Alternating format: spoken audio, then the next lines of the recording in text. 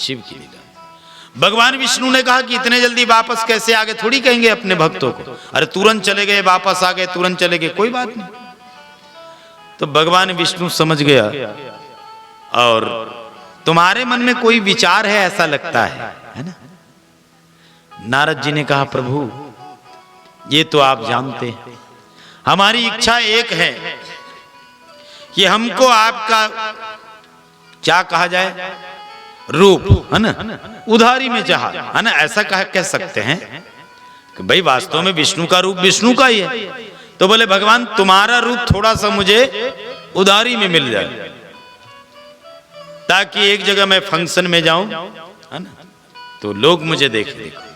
समभाव रहने का फायदा यह है कि घर में वन में, है ना, सामान्य रहने का आनंद की कुछ और है ना। तो भगवान विष्णु ने कहा कि नारद जी तुमको रूप की आवश्यकता क्यों पड़ गई। बोले भगवान अब हम तुमको थोड़ी बताएं, अब भगवान विष्णु को बताना ही पड़ेगा तभी तो मिलेगा। तो बोले क्या बताएं भगवान, जैसे हम आपसे विदा करके निकले, काम क्रोध इन सब पर विजय पा लिए, तो हम रास्ते में एक सुंदर राजमहल देखे। उस राजमहल में एक राजा है, और राजा शीलनिधि की बेटी इतनी सुंदर है, इतनी सुंदर है। तो भगवान विष्णु ने कहा कितनों भी सुंदर क्यों ना रहे, तुम तो देवर्षि हो, तुम्हें क्या है। बोले भगवान उसीलिए तो तुम्हारा रूप उधारी में लेने के लिए आया हूं। क्यों? क्योंकि वहां स्वयंवर है, और संसार के जीव तुम्हें देख करके आकर्षित हो जाएंगे। और सच बात है, गोविंद या भगवान की, है ना, चर्चा आई तो गोविंद की सुंदरता देख करके सहज रूप में जीव आकर्षित हो जाते हैं। गोविंद, और जैसे ही तब भगवान विष्णु ने कहा ठीक है मैं तुम्हारा हित ही करूंगा, मैं तुम्हारा अनित तो नहीं करूंगा, पर एक है कि मैं भी तुम्हें रूप दे दूंगा और मैं भी वहां जाऊंगा, है ना, और वहां पहुंचने पर मैं आपको रूप दे दूंगा। ठीक है। तो नारद जी उस विश्वमोहिनी के स्वयंवर में गए, सब लोग गए। भगवान विष्णु ने कहा हरि, भगवान विष्णु को हरि कहते हैं, है ना। तो हरि ने सोचा कि चलो मेरे भगत का कल्याण कर दिया जाए।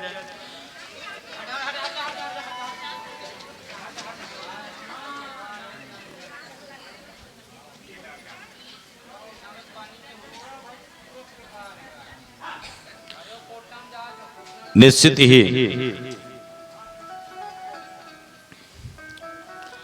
भगवान विष्णु उस स्वयंवर में गए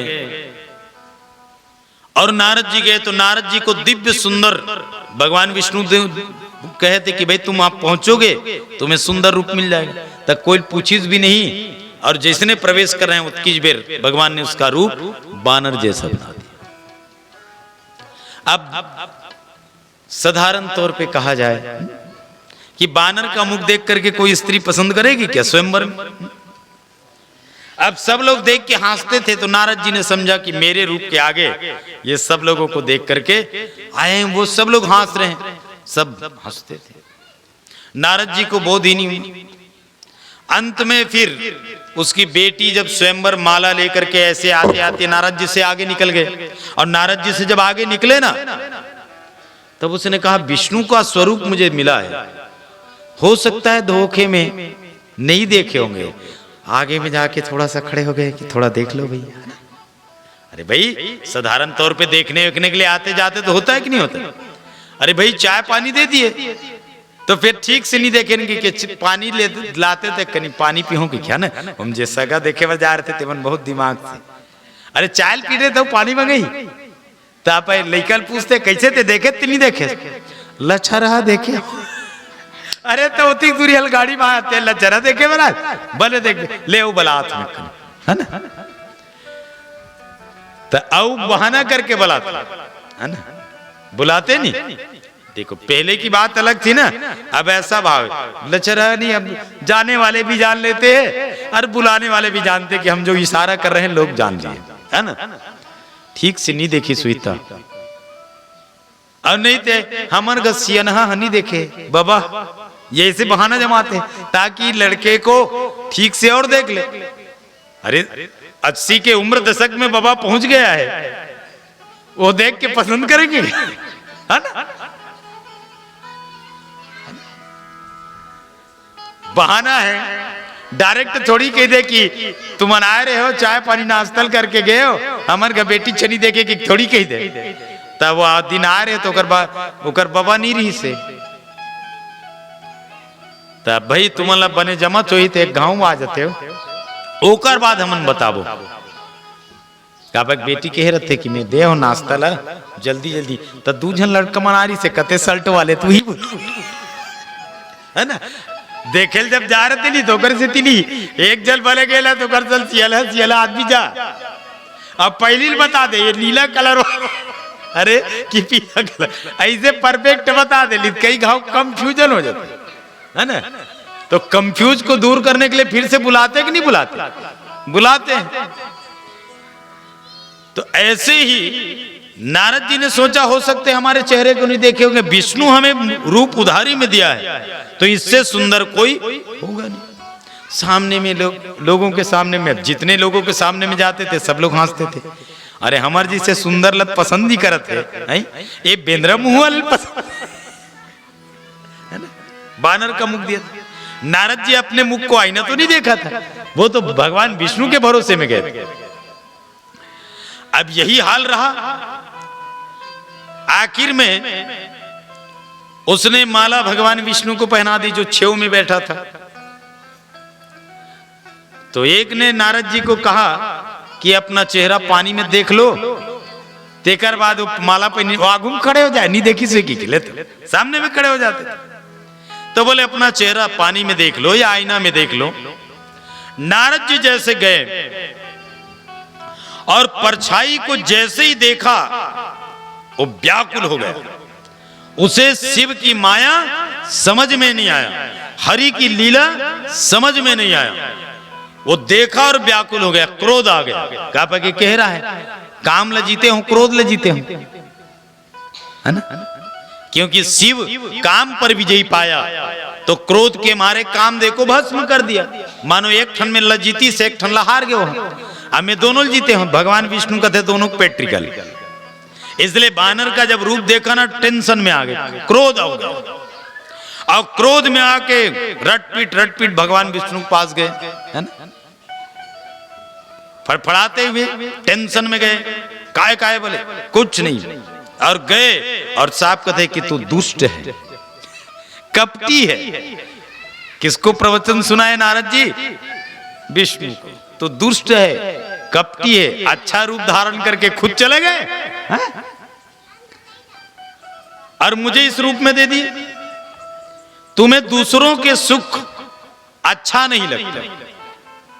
नारद जी भगवान विष्णु को कह रहे हैं क्योंकि तुम मायावी हो, कभी भी तुमने ही तो मोहिनी का रूप धारण करके छल किया था। कह रहे कौन? नारद जी। असुरों को और देवताओं को अमृत पिला दिया, असुरों को सुरापान करा दिया। ऐसे छली हो, ऐसी कपटी हो और ऐसे कपट पूर्व राजा का तुमने रूप धारण कर लिया और मनुष्य बन के राज सब हम चल दे। और उस स्वयंवर में जिससे मैं विवाह करने के लिए मैं तुम्हारे पास रूप मांगने के लिए गया था, उसी स्वयंवर में जाके उसी से विवाह करके आ गया।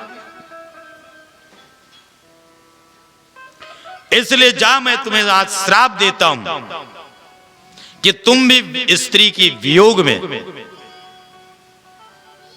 कष्ट भोगो। और जिस बानर का तुमने मुझे रूप दिया ना, यही बानर भालू तुम्हारी सहायता करेगा।